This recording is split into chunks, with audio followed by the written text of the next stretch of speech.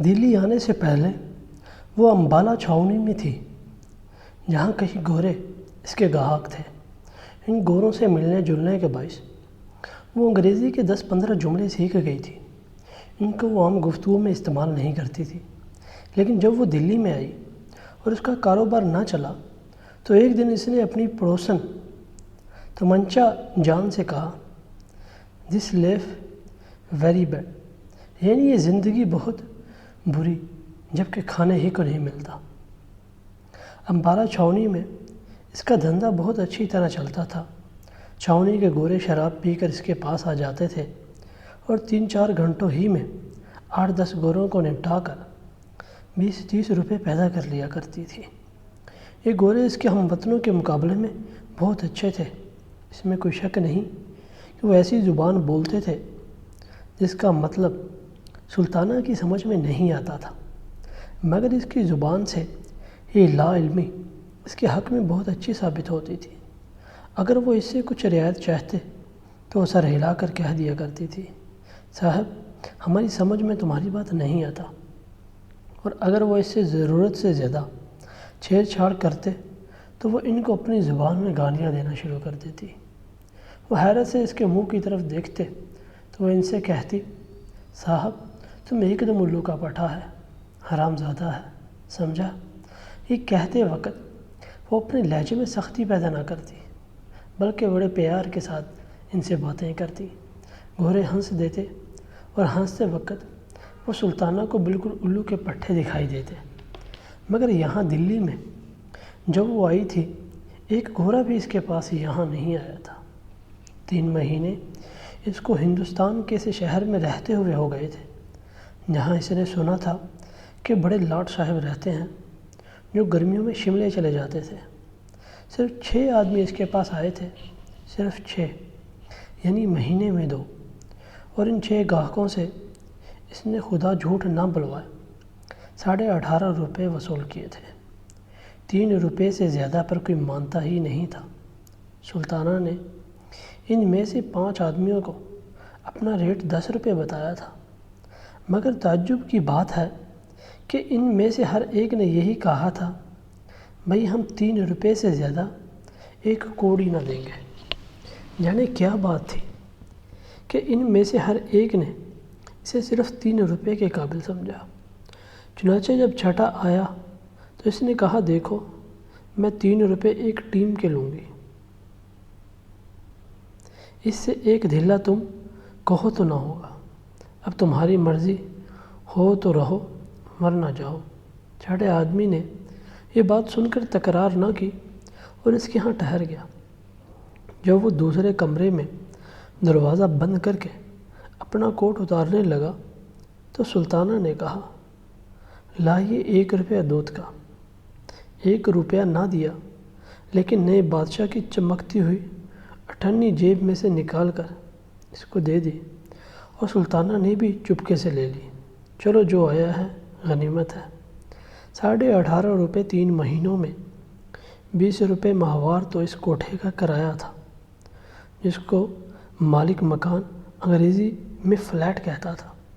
اس flat میں ایسا پاخانہ تھا جس میں زنجیر کھینچنے سے ساری گندگی پانی کے زور سے ایک دم نیچے نل میں غائب ہو جاتی تھی، اور بڑا شور ہوتا تھا۔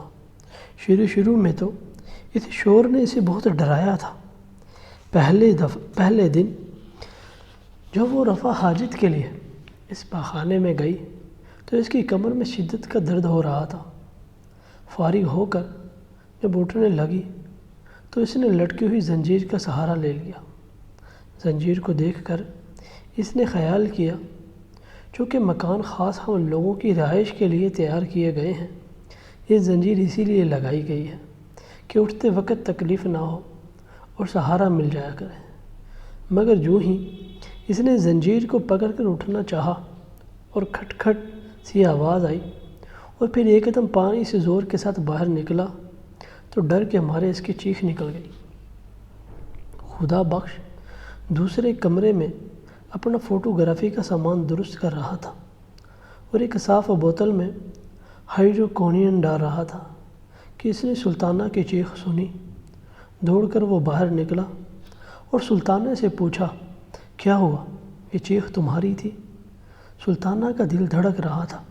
اس نے کہا، یہ میرا پیخانہ ہے یا کیا ہے؟ بیچ میں یہ ریل گاڑیوں کی طرح زنجیر کیا لٹکا رکھی ہے؟ میری کمر میں درد ہو رہا تھا۔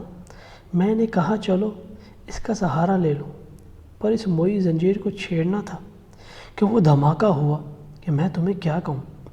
اس پر خدا بخش بہت ہنسا تھا۔ اس نے سلطانہ کو اس پخانے کی بابت سب کچھ بتا دیا کہ یہ نئے فیشن کا ہے، اس میں زنجیر ہلانے سے سب گندگی زمین میں دھنس جاتی ہے۔ خدا بخش اور سلطانہ کا آپس میں کیسے سمبندھ ہوا، یہ ایک لمبی کہانی ہے۔ خدا بخش راولپنڈی کا تھا۔ انٹر پاس کرنے کے بعد اس نے لاری چلانا سیکھی۔ چنانچہ 4 برس تک وہ راولپنڈی اور کشمیر کے درمیان لاری چلانے کا کام کرتا تھا۔ اس کے بعد کشمیر میں اس کی دوستی ایک عورت سے ہو گئی۔ اس کو بھگا کر وہ ساتھ لے آیا۔ لاہور میں چونکہ اس کو کوئی کام نہ ملا، اس لیے اس نے عورت کو پیشے پر بٹھا دیا۔ 2-3 برس تک یہ سلسلہ جاری رہا، پھر وہ عورت کسی اور کے ساتھ بھاگ گئی۔ خدا بخش کو معلوم ہوا کہ وہ امبالہ میں ہے۔ وہ اس کی تلاش میں امبالہ آیا، جہاں اس کو سلطانہ مل گئی۔ سلطانہ نے اس کو پسند کیا، چنانچہ دونوں کا سمبندھ ہو گیا۔ خدا بخش کے آنے سے ایک دم سلطانہ کا کاروبار چمک اٹھا۔ عورت چونکہ ضعیف الاعتقاد تھی، اس لیے اس نے سمجھا کہ خدا بخش بڑا بھاگوان ہے، جس کے آنے سے اتنی ترقی ہو گئی ہے۔ چنانچہ اس خوش اعتقادی نے خدا بخش کی وقت اس کی نظروں میں اور بھی بڑھا دی۔ خدا بخش آدمی محنتی تھا، سارا دن ہاتھ پر ہاتھ دھر کر بیٹھنا پسند نہیں کرتا تھا۔ اس نے فوٹوگرافر سے دوستی پیدا کی، جو ریلوے اسٹیشن کے باہر منٹ کیمرے سے فوٹو کھینچا کرتا تھا۔ اس سے اس نے فوٹو کھینچنا سیکھا۔ پھر سلطانہ سے 60 روپے لے کر کیمرہ بھی خرید لیا۔ آہستہ آہستہ ایک پردہ بنوایا، 2 کرسیاں خریدی اور فوٹو دھونے کا سب سامان لے کر اس نے علیحدہ اپنا کام شروع کر دیا۔ کام چل نکلا، چنانچہ اس نے تھوڑی ہی دیر کے بعد اپنا امبالہ چھاؤنی میں قائم اڈا بنا لیا۔ یہاں وہ گوروں کے فوٹو کھینچتا۔ 1 مہینے کے اندر اس کی چھاؤنی کے متعدد گوروں سے واقفیت ہو گئی، چنانچہ وہ سلطانہ کو وہیں لے گیا۔ یہاں چھاؤنی میں خدا بخش کے ذریعے کئی گورے سلطانہ کے مستقل گاہک بن گئے۔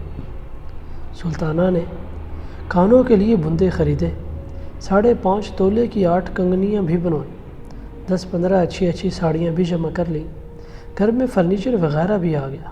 قصہ مختصر ہے کہ امبالہ چھاؤنی میں وہ بڑی خوشحال تھی، مگر ایک ہی جانے خدا بخش کے دل میں کیا سمائی کہ اس نے دلی جانے کی ٹھان لی۔ سلطانہ انکار کیسے کرتی، جبکہ خدا بخش کو اپنے لیے بہت مبارک خیال کرتی تھی۔ اس نے خوشی خوشی دلی جانا قبول کر لیا، مگر اس نے یہ بھی سوچا کہ اتنے بڑے شہر میں جہاں لاٹ صاحب رہتے ہیں، اس کا دھندا اور بھی اچھا چلے گا۔ اپنی سہیلیوں سے وہ دلی کی تعریف سن چکی تھی۔ پھر وہ حضرت نظام الدین اولیاء کی خانقاہ تھی، جس سے اسے بے حد عقیدت تھی۔ چنانچہ جلدی گھر کا بھاری سامان بیچ باچ کر وہ خدا بخش کے ساتھ دلی آ گئی۔ یہاں پہنچ کر خدا بخش نے 20 روپے ماہوار پر یہ فلیٹ لیا، جس میں یہ دونوں رہنے لگے۔ ایک ہی قسم کے نئے مکانوں کی لمبی قطار سڑک کے ساتھ چلی گئی ہے۔ میونسپل کمیٹی نے شہر کا یہ حصہ خاص قصبیوں کے لیے مقرر کر دیا تھا، تاکہ وہ شہر میں جگہ اپنے اڈے نہ بنائیں۔ نیچے دکانیں تھیں اور اوپر 2 منزلہ رہائشی فلیٹ۔ چونکہ سب عمارتیں ایک ہی ڈیزائن کی تھیں، اس لیے شروع میں سلطانہ کو اپنا فلیٹ تلاش کرنے میں بہت دقت محسوس ہوئی، پر جب نیچے لانڈری والے نے اپنا بورڈ گھر کی پیشانی پر لگایا تو اس کو ایک پکی نشانی مل گئی۔ یہاں میلے کپڑوں کی دھلائی کی جاتی ہے۔ یہ بورڈ پڑھتے ہی وہ اپنا فلیٹ تلاش کر لیا کرتی تھی۔ اس طرح اس نے اور بہت سی نشانیاں قائم کر لی تھیں۔ مثلاً بڑے حروف میں جہاں کوئلوں کی دکان لکھا ہوا تھا، وہاں اس کی سہیلی ہیرا بائی رہتی تھی، جو کبھی کبھی ریڈیو گھر میں گانے جایا کرتی تھی۔ جہاں شرفا کے لیے کھانے کا اعلیٰ انتظام ہے لکھا تھا، وہاں اس کی دوسری سہیلی مختار رہتی تھی۔ نوار کے کارخانے کے اوپر انوری رہتی تھی، جو اسی کارخانے کے سیٹھ کے پاس ملازم تھی۔ چونکہ سیٹھ صاحب کو رات کے وقت اپنے کارخانے کی دیکھ بھال کرنا ہوتی تھی، اس لیے وہ انوری کے پاس ہی رہتے تھے۔ دکان کھولتے ہی گاہک تھوڑے ہی آتے ہیں۔ چونکہ جب 1 مہینے تک سلطانہ بیکار رہی تو اس نے یہی سوچ کر اپنے دل کو تسلی دی، پر جب 2 مہینے گزر گئے اور کوئی آدمی اس کے کوٹھے پر نہ آیا تو اسے بہت تشویش ہوئی۔ اس نے خدا بخش سے کہا، کیا بات ہے خدا بخش، پورے 2 مہینے ہو گئے ہیں ہمیں یہاں آئے ہوئے، کسی نے ادھر کا رخ بھی نہیں کیا۔ مانتی ہوں آج کل بازار بہت مندہ ہے، پر اتنا مندہ بھی تو نہیں کہ مہینے بھر میں کوئی شکل دیکھنے ہی میں نہ آئے۔ خدا بخش کو بھی یہ بات بہت عرصے سے کھٹک رہی تھی، مگر وہ خاموش تھا۔ پر جب سلطانہ نے خود بات چھیڑی تو اس نے کہا، میں کئی دنوں سے اس کی بابت سوچ رہا ہوں۔ ایک بات سمجھ میں آتی ہے، وہ یہ کہ جنگ کی وجہ سے لوگ باغ دوسرے دھندوں میں پڑ کر ادھر کا رستہ بھول گئے ہیں، یا پھر یہ ہو سکتا ہے کہ وہ اس کے آگے کہنے ہی والا تھا کہ سیڑھیوں پر کسی کے چڑھنے کی آواز آئی۔ خدا بخش اور سلطانہ دونوں اس آواز کی طرف متوجہ ہوئے۔ تھوڑی دیر کے بعد دستک ہوئی۔ خدا بخش نے لپک کر دروازہ کھولا۔ ایک آدمی اندر داخل ہوا۔ یہ پہلا گاہک تھا جس نے 3 روپے میں سودا طے کیا۔ اس کے بعد 5 اور آئے، یعنی مہینے میں 6، جن سے سلطانہ نے صرف 18.5 روپے وصول کیے۔ 20 روپے ماہوار تو فلیٹ کے کرائے میں چلے جاتے تھے، پانی کا ٹیکس اور بجلی کا بل جدا۔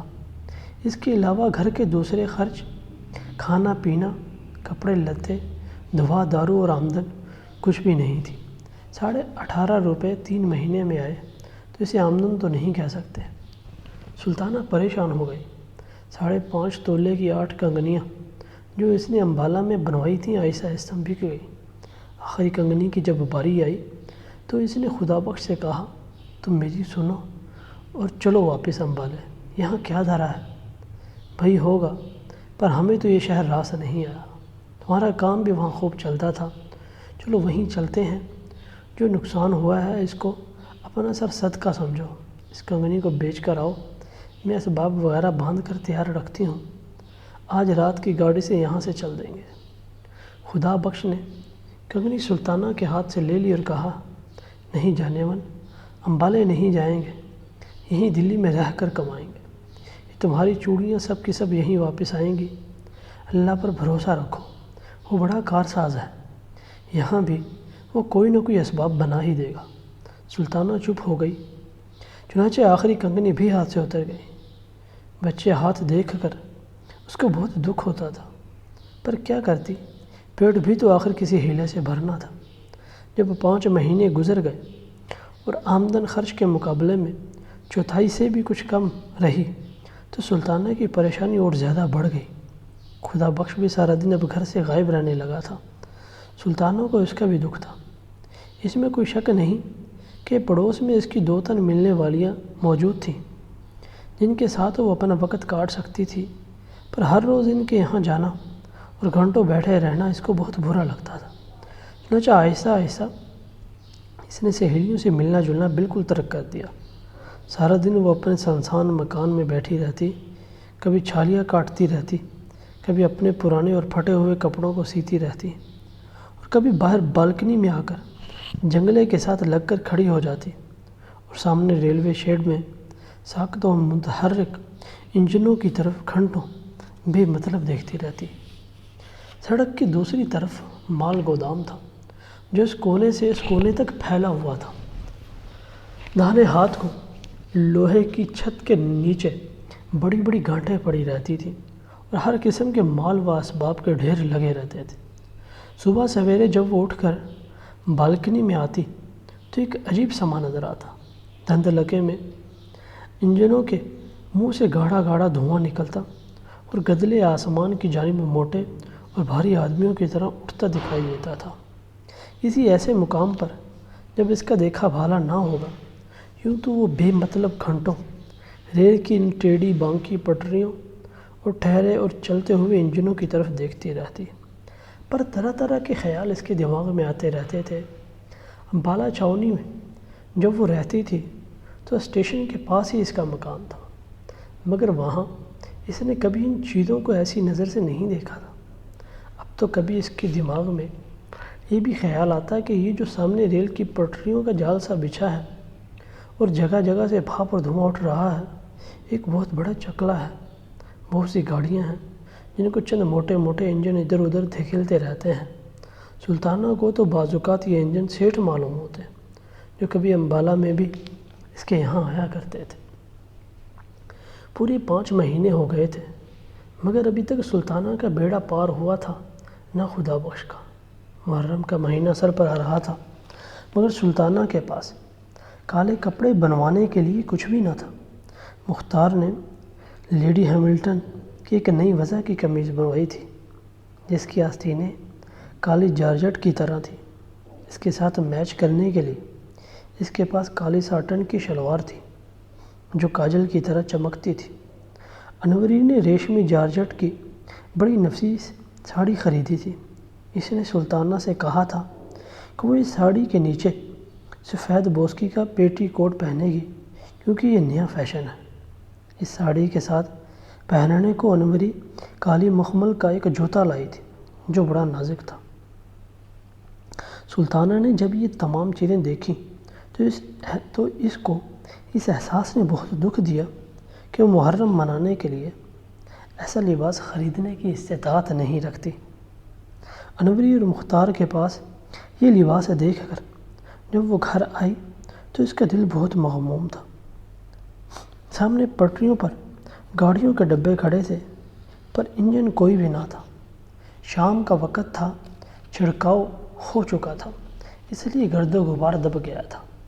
بازار میں ایسے آدمی چلنے شروع ہو گئے تھے جو تانک چھانک کرنے کے بعد چپ چاپ گھروں کا رخ کرتے ہیں۔ ایسے ہی ایک آدمی نے گردن اونچی کر کر سلطانہ کی طرف دیکھا۔ سلطانہ مسکرا دی اور اس کو بھول گئی، کیونکہ اب سامنے پٹریوں پر ایک انجن نمودار ہو گیا تھا۔ سلطانہ نے غور سے اس کی طرف دیکھنا شروع کیا، اور آہستہ آہستہ یہ خیال اس کے دماغ میں آیا کہ انجن نے بھی کالا لباس پہن رکھا ہے۔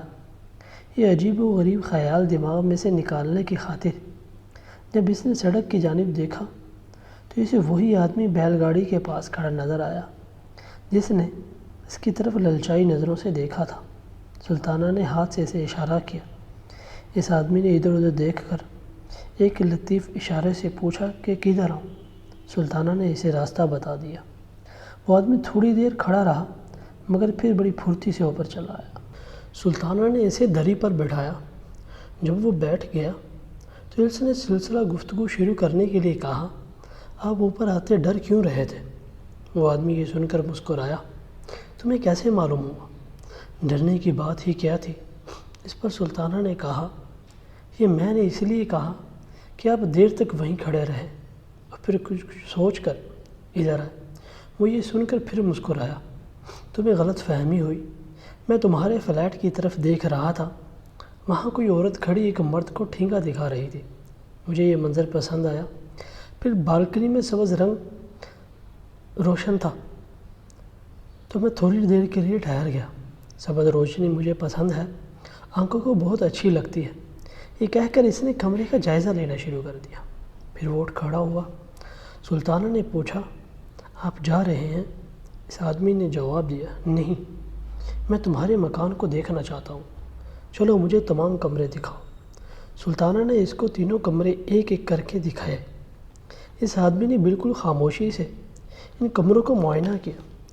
جب وہ دونوں پھر اسی کمرے میں آ گئے جہاں پہلے بیٹھے تھے تو اس آدمی نے کہا، میرا نام شنکر ہے۔ سلطانہ نے پہلی بار غور سے شنکر کی طرف دیکھا۔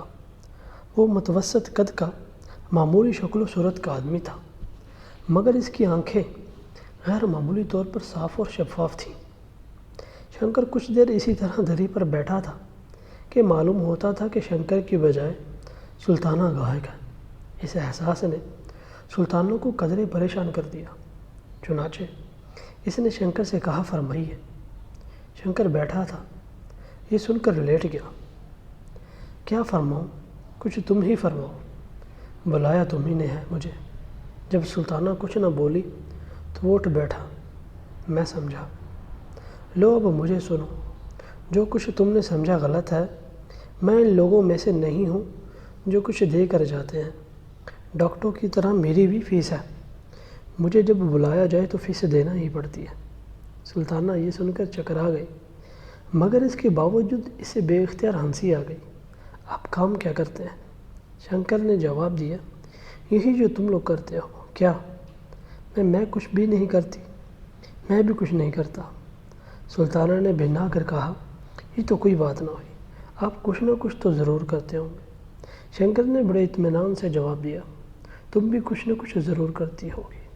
جھک مارتی ہوں، میں بھی جھک مارتا ہوں، تو آؤ دونوں جھک ماریں۔ حاضر ہوں، مگر جھک مارنے کے دام میں کبھی نہیں دیا کرتا۔ ہوش کی دعا کرو، یہ لنگر خانہ نہیں، اور میں بھی والنٹیئر نہیں۔ سلطانہ یہاں رک گئی۔ اس نے پوچھا، یہ والنٹیئر کون ہوتے ہیں؟ شنکر نے جواب دیا، الو کے پٹھے۔ میں الو کی پٹھی نہیں، مگر وہ آدمی خدا بخش جو تمہارے ساتھ رہتا ہے ضرور الو کا پٹھا ہے۔ کیوں؟ اس لیے کہ وہ کئی دنوں سے ایک ایسے خدا رسیدہ فقیر کے پاس اپنی قسمت کھلوانے کی خاطر جا رہا ہے جس کی اپنی قسمت زنگ لگے تالے کی طرح بند ہے۔ یہ کہہ کر شنکر ہنسا۔ اس پر سلطانہ نے کہا، تم ہندو ہو اس لیے ہمارے ان بزرگوں کا مذاق اڑاتے ہو۔ شنکر مسکرایا، ایسی جگہوں پر ہندو مسلم سوال پیدا نہیں ہوا کرتے۔ بڑے بڑے پنڈت اور مولوی بھی یہاں آئیں تو شریف آدمی بن جائے۔ جانے کیا اوٹ پٹانگ باتیں کرتے ہو، بولو رہو گے اس شرط پر جو پہلے بتا چکا ہوں۔ سلطانہ اٹھ کھڑی ہوئی، تو جاؤ راستہ پکڑو۔ شنکر آرام سے اٹھا، پتلون کی جیبوں میں اپنے دونوں ہاتھ ٹھونسے اور جاتے ہوئے کہا، میں کبھی کبھی اس بازار سے گزرا کرتا ہوں، جب بھی تمہیں میری ضرورت ہو بلا لینا، بہت کام کا آدمی ہوں۔ شنکر چلا گیا اور سلطانہ کا کالے لباس کو بھول کر دیر تک اس کے متعلق سوچتی رہی۔ اس آدمی کی باتوں نے اس کے دکھ کو بہت ہلکا کر دیا تھا۔ اگر وہ امبالہ میں آیا ہوتا جہاں کہ وہ خوشحال تھی تو اس نے کسی اور ہی رنگ میں اس آدمی کو دیکھا ہوتا، اور بہت ممکن ہے کہ اسے دھکے دے کر باہر نکال دیا ہوتا، مگر یہاں چونکہ وہ اداس رہتی تھی اس لیے شنکر کی باتیں اسے پسند آئیں۔ شام کو جب خدا بخش آیا تو سلطانہ نے پوچھا، تم آج سارا دن کدھر غائب رہے ہو؟ خدا بخش تھک کر چور چور ہو رہا تھا، کہنے لگا، پرانے قلعے کے پاس آ رہا ہوں، وہاں ایک بزرگ کچھ دنوں سے ٹھہرے ہوئے ہیں، انہی کے پاس ہر روز جاتا ہوں کہ ہمارے دن پھر جائیں۔ کچھ انہوں نے تم سے کہا؟ نہیں، ابھی وہ مہربان نہیں ہوئے، پر سلطانہ میں جو ان کی خدمت کر رہا ہوں وہ وکالت کبھی نہیں جائے گی۔ سلطانہ کے دماغ میں محرم منانے کا خیال سجایا ہوا تھا۔ خدا بخش سے رونی آواز میں کہنے لگی، سارا دن باہر غائب رہتے ہو، میں یہاں پنجرے میں قید رہتی ہوں، کہیں جا سکتی ہوں نہ آ سکتی ہوں۔ محرم سر پر آ گیا ہے، کچھ تو نے اس کی بھی فکر کی ہے کہ مجھے کالے کپڑے چاہیے؟ گھر میں پھوٹی کوڑی تک نہیں، کنگنیاں تھیں وہ ایک ایک کر کے بک گئیں۔ اب تم ہی بتاؤ کیا ہوگا؟ یوں فقیروں کے پیچھے کب تک مارے پھرا کریں گے؟ مجھے تو ایسا دکھائی دیتا ہے کہ یہاں دلی میں خدا نے بھی ہم سے منہ موڑ لیا ہے۔ میری سنو تو اپنا کام شروع کر دو، کچھ تو سہارا ہو جائے گا۔ خدا بخش دری پر لیٹ گیا اور کہنے لگا، پر یہ کام شروع کرنے کے لیے بھی تو تھوڑا بہت سرمایہ چاہیے۔ خدا کے لیے ایسی دکھ بھری باتیں نہ کرو، مجھ سے اب برداشت نہیں ہو سکتی۔ میں نے سچ مچ امبالہ چھوڑنے میں سخت غلطی کی، پر جو کرتا ہے اللہ ہی کرتا ہے اور ہماری بہتری ہی کے لیے کرتا ہے۔ کیا پتہ ہے کچھ دیر اور تکلیفیں برداشت کرنے کے بعد ہم۔ سلطانہ نے بات کاٹ کر کہا، تم خدا کے لیے کچھ کرو، چوری کرو یا ڈھاکہ ڈالو، پر مجھے ایک شلوار کا کپڑا ضرور لا دو، میرے پاس سفید بوسکی کی قمیض پڑی ہے، اس کو میں رنگوا لوں گی۔ سفید نینوں کا ایک دوپٹہ بھی میرے پاس موجود ہے، وہی جو تم نے مجھے دیوالی پر لا کر دیا تھا، یہ بھی قمیض کے ساتھ ہی رنگوا لیا جائے گا۔ ایک طرف شلوار کی کسر ہے، سو وہ تم کسی نہ کسی طرح پیدا کرو۔ دیکھو تمہیں میری جان کی قسم کسی نہ کسی طرح ضرور لا دو، میری بھتی کھاؤ اگر نہ لاؤ۔ خدا بخش اٹھ بیٹھا، اب تم خواہ مخواہ زور دیے چلے جا رہی ہو، میں کہاں سے لاؤں گا؟ افیم کھانے کے لیے تو میرے پاس ایک پیسہ نہیں، کچھ بھی کروں مگر مجھے 4.5 گز کالی ساٹن لا دو۔ دعا کرو آج رات ہی اللہ 2-3 آدمی بھیج دے، لیکن تم کچھ نہیں کرو گے۔ تم اگر چاہو تو ضرور اتنے پیسے پیدا کر سکتے ہو۔ جنگ سے پہلے یہ ساٹن 12-14 آنے گز مل جاتی تھی، اب 100 روپے گز کے حساب سے ملتی ہے۔ 4.5 گزوں پر کتنے روپے خرچ ہو جائیں گے؟ اب تم کہتی ہو تو میں کوئی ہیلا کروں گا۔ یہ کہہ کر خدا بخش اٹھا، لو اب ان باتوں کو بھول جاؤ، میں ہوٹل سے کھانا لے آؤں۔ ہوٹل سے کھانا آیا، دونوں نے مل کر زہر مار کیا اور سو گئے۔ صبح ہوئی تو خدا بخش پرانے قلعے والے فقیر کے پاس چلا گیا اور سلطانہ اکیلی رہ گئی۔ کچھ دیر لیٹی رہی، کچھ دیر سوئی رہی، ادھر ادھر کمروں میں ٹہلتی رہی۔ کپڑے دھونے کے علاوہ وہ رکھنے کا کام بھی وہاں ہوتا تھا۔ یہ کام کرنے کے بعد اس نے واپس آ کر فلموں کی کتابیں پکڑی، جن میں اس کے دیکھے ہوئے فلموں کی کہانی اور گیت چھپے ہوئے تھے۔ یہ کتابیں پڑھتے پڑھتے وہ سو گئی۔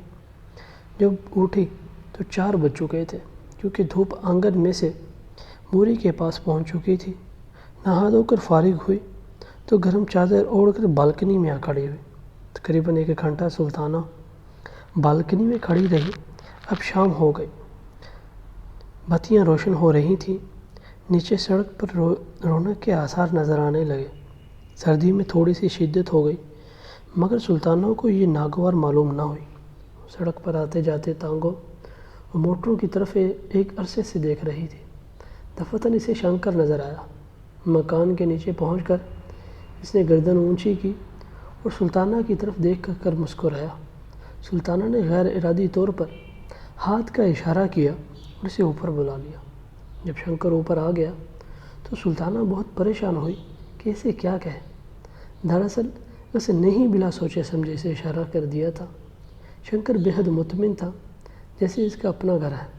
چنانچہ بڑی بے تکلفی سے پہلے روز کی طرح وہ گاؤ تکیہ سر کے نیچے رکھ کر لیٹ گیا۔ جب سلطانہ نے دیر تک اس سے کوئی بات نہ کی تو اس نے کہا، تم مجھے 100 دفعہ بلا سکتی ہو اور 100 دفعہ ہی کہہ سکتی ہو کہ چلے جاؤ، میں ایسی باتوں پر کبھی ناراض نہیں ہوا کرتا۔ سلطانہ شش و پنج میں گرفتار ہو گئی، کہنے لگی، نہیں بیٹھو، تمہیں جانے کو کون کہتا ہے؟ شنکر اس پر مسکرایا، تو میری شرطیں تمہیں منظور ہیں؟ کیسی شرطیں؟ سلطانہ نے ہنس کر کہا، کیا نکاح کر رہے ہو مجھ سے؟ نکاح اور شادی کیسی؟ نہ تم عمر بھر کسی سے نکاح کرو گی نہ میں۔ یہ رسمیں ہم لوگوں کے لیے نہیں۔ چھوڑو ان فضولیات کو، کوئی کام کی بات کرو، بولو کیا بات ہے؟ تم عورت ہو، کوئی ایسی بات شروع کرو جس سے 2 گھڑی دل بہل جائے۔ اس دنیا میں صرف دکانداری ہی دکانداری نہیں، کچھ اور بھی ہے۔ سلطانہ ذہنی طور پر اب شنکر کو قبول کر چکی تھی۔ کہنے لگی، صاف صاف کہو تم مجھ سے کیا چاہتے ہو جو تم دوسرے سے چاہتے ہو؟ شنکر اٹھ کر بیٹھ گیا۔ تم میں اور دوسروں میں فرق ہی کیا رہا؟ تم میں اور مجھ میں کوئی فرق نہیں، ان میں اور مجھ میں زمین اور آسمان کا فرق ہے۔ سلطانہ نے تھوڑی دیر تک شنکر کی اس بات کو سمجھنے کی کوشش کی، پھر کہا، میں سمجھ گئی، تو کہو کیا ارادہ ہے؟ تم جیتے میں ہاری، پر میں کہتی ہوں آج تک کسی نے ایسی بات قبول نہ کی ہوگی۔ تم غلط کہتی ہو، اسی محلے میں تمہیں ایسی سادہ لو عورتیں بھی مل جائیں گی جو کبھی یقین نہیں کریں گی کہ عورت ایسی ذلت قبول کر سکتی ہے جو تم بغیر کسی احساس کے قبول کرتی رہی ہو۔ لیکن ان کو نہ یقین کرنے کے باوجود تم ہزاروں کی تعداد میں موجود ہو۔ تمہارا نام سلطانہ ہے نا؟ سلطانہ ہی ہے۔ شنکر اور سلطانہ دری والے کمرے میں واپس آئے تو دونوں ہنس رہے تھے، نہ جانے کس بات پر۔ جب شنکر جانے لگا تو سلطانہ نے کہا، شنکر میری بات مانو گے؟ شنکر نے جواباً کہا، پہلے بات بتاؤ۔ سلطانہ کچھ جھنپ گئی، تم کہو گے تو میں دام وصول کرنا چاہتی ہوں، مگر کہو رک کیوں گئی؟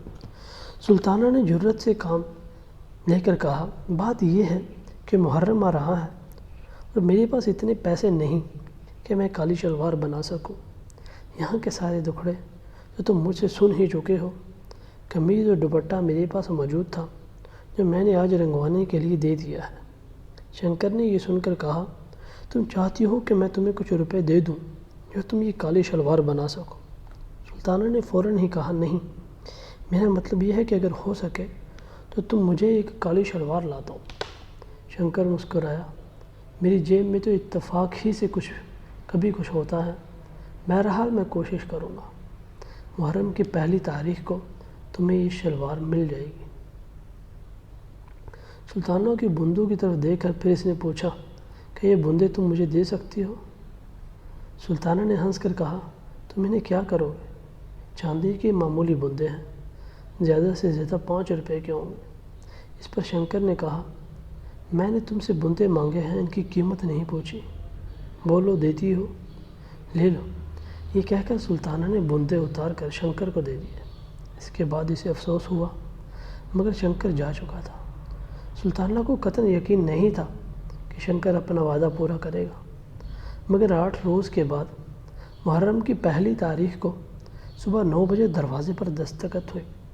سلطانہ نے دروازہ کھولا تو شنکر کھڑا تھا، اخبار میں لپٹی ہوئی چیز اس نے سلطانہ کو دی اور کہا، ساٹن کی کالی شلوار ہے، دیکھ لینا، شاید لمبی ہو، اب چلتا ہوں۔ شنکر شلوار دے کر چلا گیا اور کوئی بات اس نے سلطانہ سے نہیں کی۔ اس کی پتلون میں شکنیں پڑی ہوئی تھی، بال بکھرے ہوئے تھے، ایسا معلوم ہوتا تھا کہ ابھی ابھی سو کر اٹھا ہے اور سیدھا ادھر ہی چلا آیا ہے۔ سلطانہ نے کاغذ کھولا، ساٹن کی کالی شلوار تھی، ایسی ہی جیسی کہ وہ مختار کے پاس دیکھ کر آئی تھی۔ سلطانہ بہت خوش ہوئی۔ بندوں اور اسے سودے کا جو افسوس اسے ہوا تھا، اس شلوار نے اور شنکر کی وعدہ افائی نے دور کر دیا۔ دوپہر کو وہ نیچے لانڈری سے اپنی رنگی ہوئی قمیض اور دوپٹہ لے آئی۔ تینوں کالے کپڑے جب اس نے پہن لیے تو دروازے پر دستخط ہوئی۔ سلطانہ نے دروازہ کھولا تو مختار اندر داخل ہوئی۔ اس نے سلطانہ کے تینوں کپڑوں کی طرف دیکھا اور کہا، قمیض اور دوپٹہ تو رنگا ہوا معلوم ہوتا ہے، پر یہ شلوار نہیں ہے، کب بنوائی؟ سلطانہ نے جواب دیا، آج ہی درزی لایا ہے۔ یہ کہتے ہوئے اس کی نظریں مختار کے کانوں پر پڑی، یہ بندے تم نے کہاں سے منگوائے ہیں؟ مختار نے جواب دیا، آج ہی منگوائے ہیں۔ اس کے بعد دونوں کو تھوڑی دیر خاموش رہنا پڑا۔